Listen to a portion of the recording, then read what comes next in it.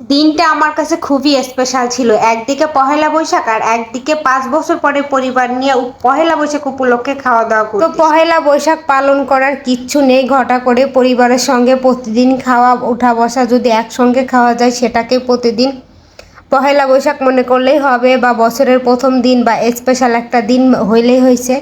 এই দিনটা ছিল খুবই স্পেশাল আমার কাছে, কারণ হচ্ছে আমি প্রায় ৫ বছর পরে হচ্ছে পরিবারের সঙ্গে এইভাবে বসে খেতে পারতেছি। তো তারপরও একটু অসম্পূর্ণতা থেকেই গেছিলো।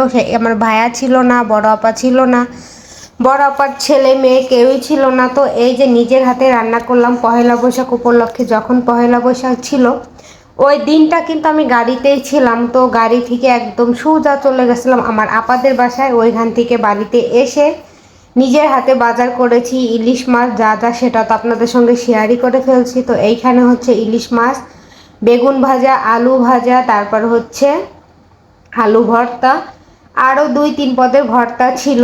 তো এই ভর্তাগুলো করে হচ্ছে সবাই একসঙ্গে খেতে বসে গেছে। যেটা শ্রেয়ামণি, ওটা হচ্ছে আমার মেজো আপা, ওটা হচ্ছে আমার মা, আমার ভাতিজা, আমার ছেলে। তো সবাইকে নিয়ে ফ্লোরে বসে কি সুন্দর করে হচ্ছে পান্তা ইলিশ খাচ্ছি। এটা আমার ছেলে।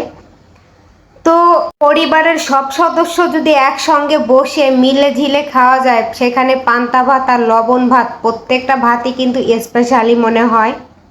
তো আমি তো হচ্ছে বাড়ির বাইরে থাকি প্রায় ১৬ সালের পর থেকে। হ্যাঁ, ১৬ সালের পরেই হচ্ছে আমি আমার বাড়ির বাইরে চলে গেছি হাজব্যান্ডের সঙ্গে। বাসায় বাসায় থাকা হয়, তো যে কোনো একটা স্পেশাল দিনে হয়তো আমি তাদের সাথে আমার থাকা হয় না, বা আমি পড়িও না। হয়তো ২ দিন আগে বা ২ দিন পরে আসি, তো তখন আর ওই ফিলিংসটা থাকে না যে এখন রান্না বান্না করবো বা এদের সঙ্গে থেকে একসঙ্গে খাওয়া দাওয়া করব।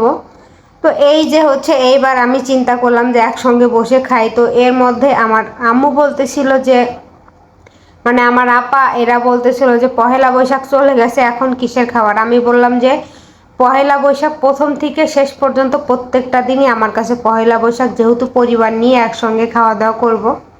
এইদিকে সাফওয়ান আবার হচ্ছে আমার মেকআপের যে তুলিটা সেটা এনে সবাইকে একটু করে মেকআপ করে দিচ্ছে।